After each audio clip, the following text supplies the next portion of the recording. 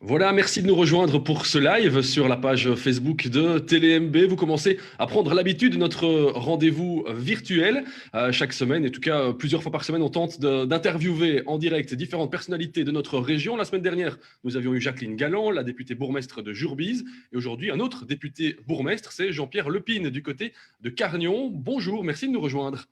Bonjour Monsieur Lund, bonjour à Alors, vous. on va évidemment parler de l'actualité de votre commune, hein, Carnion, touchée comme tout le pays par la crise sanitaire. Alors, avant de développer différents sujets, quel est votre regard sur la situation actuelle? Personnellement, vous êtes plutôt inquiet ou plutôt serein par rapport à la gestion de cette crise? Je dirais que je suis partagé entre l'inquiétude et une forme de sérénité que je dois propager autour de moi, puisque rien n'est facile aujourd'hui et les décisions que nous prenons au jour le jour ont une implication directe sur notre quotidien et sur la vie de nos citoyens. J'espère que nous avons pris cette fois-ci les bonnes mesures et que ce Covid sera bientôt derrière nous, mais on ne peut pas aujourd'hui faire preuve de légèreté dans cette gestion et je pense que l'inquiétude est bien présente partout. Alors, quand vous discutez avec les citoyens à Carnion, qu'est-ce qu'ils vous disent par rapport à cette crise, par rapport à ces mesures? On a l'impression que dans cette deuxième vague, la population a l'air de respecter malgré tout les nouvelles mesures.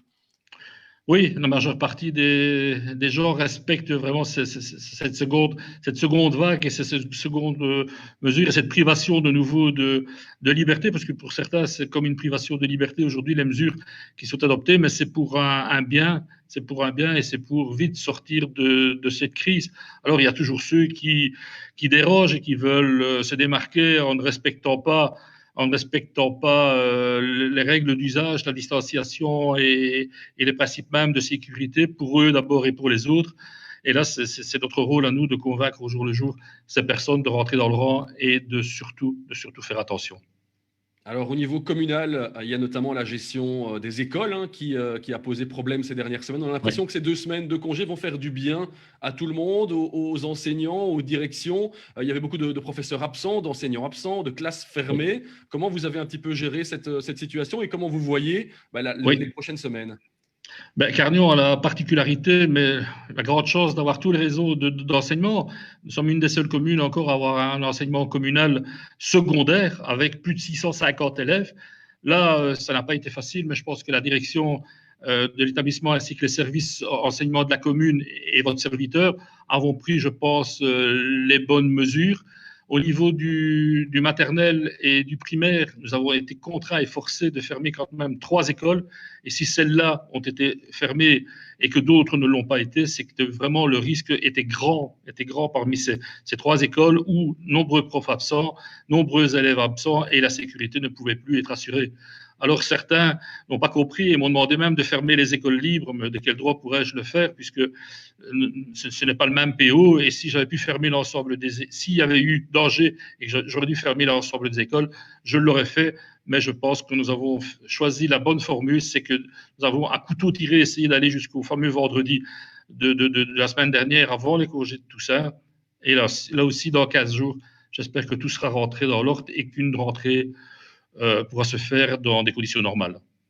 Allez, les internautes nous rejoignent petit à petit sur ce Oui, live. Si merci. vous avez des questions à poser au bourgmestre de Carnion, n'hésitez pas à nous laisser un petit message. On a le téléphone juste à côté pour lire donc vos commentaires, pour lire vos messages.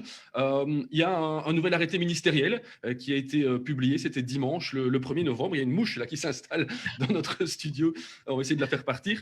Un nouvel arrêté ministériel le 1er novembre avec des mesures notamment concernant le commerce. Des commerces qui ont été classés, commerces essentiels, commerces non essentiels. Vous avez dû faire respecter ça, notamment sur le marché de Carnion. C'était ce lundi. Expliquez-nous un petit peu comment vous avez procédé. Il y a eu quelques soucis. Il y en a qui ont tenté un petit peu de déroger à la règle. Oui, je confirme tout à fait. Mais vous dites bien un arrêté ministériel qui nous tombe le dimanche 1er novembre et qui est d'application dès le lendemain. La difficulté pour nous et pour une bonne gestion de notre marché qui est un des plus grands de la région, et tout le monde le sait, c'était aussi de faire appliquer in extenso cet arrêté ministériel. Ça a été très difficile parce que j'ai fait appel au bon sens et certains commerçants non essentiels ne sont pas venus. Par contre, d'autres on forçait un peu la main à nos placiers qui étaient dans une situation très inconfortable, se sont installés. Une fois installés, j'ai été prévenu que quelques-uns avaient dérogé, mais là aussi un problème de mobilité se posait à ce moment-là, c'était les faire sortir du périmètre du marché avec des camions envahissants, au risque peut-être d'accrocher un enfant ou un citoyen, et ça je ne pouvais pas prendre le risque, donc effectivement, le marché de Carnion hier était un peu problématique. Je vous confirme que le plan pour lundi prochain a été avalisé ce matin et que dès la semaine prochaine, dès lundi prochain, uniquement des commerçants essentiels, des trucs de bouche, si je puis m'exprimer ainsi, seront présents sur notre marché hebdomadaire. Alors, il y a un internaute qui nous pose une question en live. Oui. On nous demande Oui. si le port du masque est encore obligatoire sur l'entité de Carnion. Oui, le port du masque est obligatoire en centre-ville et aux abords des écoles. Donc, c'était le dernier arrêté que j'avais pris. C'était bien sûr le périmètre de la Grand Place et surtout aux abords des écoles et également dans les cimetières pour cette période de Toussaint.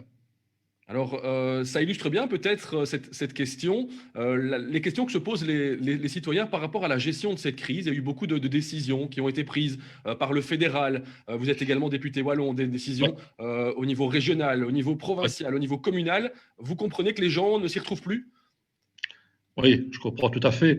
Et vous voyez la difficulté, nous qui sommes en dernière ligne, et là je prends ma casquette de bourgmestre, où des infos nous tombaient tous les jours, des infos à la fois contradictoires, j'ose utiliser le terme, et qui nous mettaient dans des situations très, très difficiles pour faire appliquer les mesures qui étaient prises à quelque niveau de pouvoir que ce soit, mais également à faire comprendre parmi notre population. Et quand une personne était directement concernée par un de ces arrêtés, il y avait toujours cette petite échappatoire où on essayait de contrecarrer les mesures, et c'était très, très difficile, et ça l'est toujours, puisque chaque jour arrive un nouveau décret, chaque jour arrive un nouveau arrêté ministériel, chaque jour arrive une nouvelle disposition, et je comprends le citoyen qui s'y perd un peu. Alors, lundi dernier a eu lieu le dernier conseil communal à Carnion. C'était en présentiel. Il y avait pas mal d'absents. Est-ce que cette crise sanitaire et ce Covid vient un petit peu perturber le débat démocratique? Oui, le débat démocratique l'est, même si nous avons pu mener nos travaux à bien lundi dernier. Mais force était de constater également que 10 de mes collègues étaient absents, soit pour des raisons de Covid, et je souhaite à ceux qui se reconnaîtront un prompt rétablissement. D'autres étaient écartés. Donc, il y avait 10 absents sur 15. J'ai à un moment hésité à reporter ce conseil, mais 2 points, notamment concernant des modifications budgétaires, étaient inscrites à l'ordre du jour de celui-ci, et le conseil devait se tenir normalement. Donc, j'ai pris la mesure, je demande en tout cas à ce que le prochain, c'est-à-dire le 27 novembre prochain, avec les votes des budgets, se fasse en visioconférence. Et là, je fais appel à la technique aussi, et j'ai déjà prévenu l'ensemble des conseillers pour que nous puissions tenir ces travaux et ce débat démocratique en visioconférence la prochaine fois. Alors, vous l'avez dit, donc lors du prochain conseil communal, il y aura le vote du budget. Vous pouvez nous parler un petit peu du budget que vous allez présenter, peut-être déjà les grands projets pour 2021. Et puis, est-ce que cette crise sanitaire, notamment les aides aux commerçants, vont plomber votre budget? Non, je veux dire que dans la chance, et très modestement et humblement, d'avoir une situation et une trésorerie saine à Carnion, mais effectivement, l'année 2020 sera une année à oublier pour tout le monde au plus vite, même en termes de budget et de compte annuel communal, puisque les recettes s'en sont ressenties. On a dû faire face à des dépenses extraordinaires pour protéger nos écoles, pour protéger nos citoyens. Voilà, donc ce budget aura un impact également. Le budget 2021 mesurera tous ces impacts.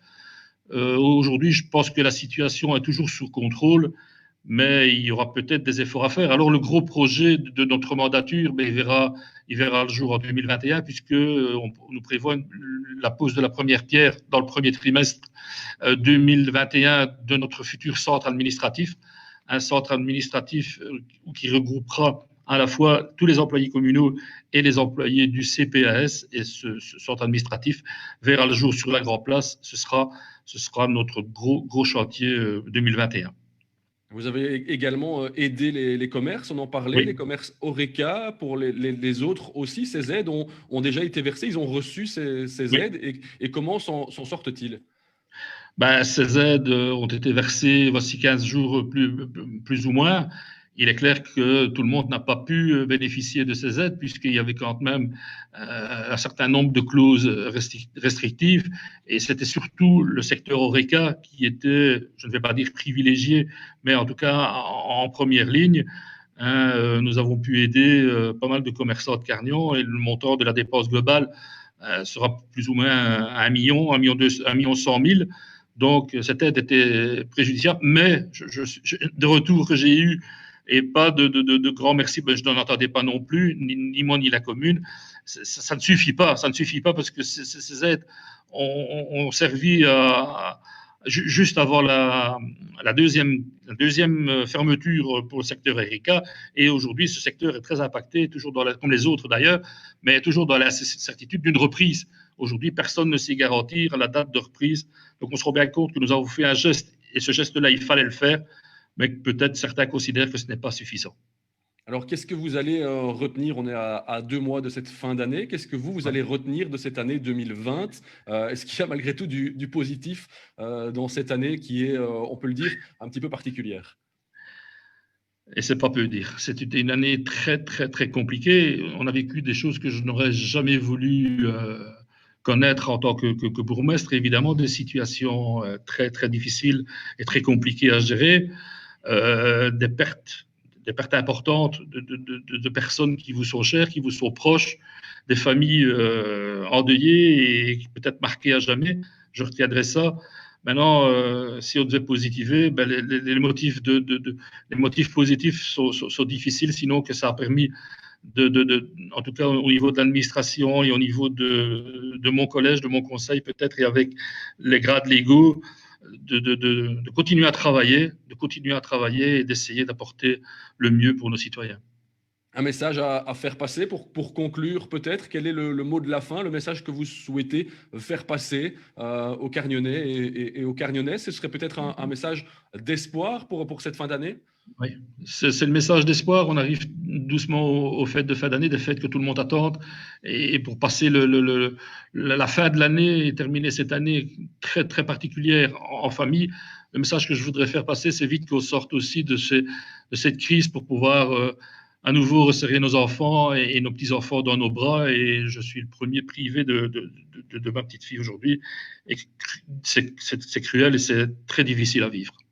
Eh bien, Donc, merci. un retour à la vie normale et que nous puissions chérir à la fois nos enfants et nos petits-enfants et enfin les serrer dans nos bras. Bien, merci beaucoup en tout cas, Jean-Pierre Lepine, d'avoir été avec nous pour cette interview Merci à vous, en monsieur Lett. direct sur notre réseau social, sur la page Facebook de TeleMB, une interview qu'on tentera de vous proposer, on l'a dit, assez régulièrement avec vos collègues, les autres bourgmestres de la région. Passez une bonne journée, Jean-Pierre Lépine. Bonne journée à vous aussi. Merci. Au revoir.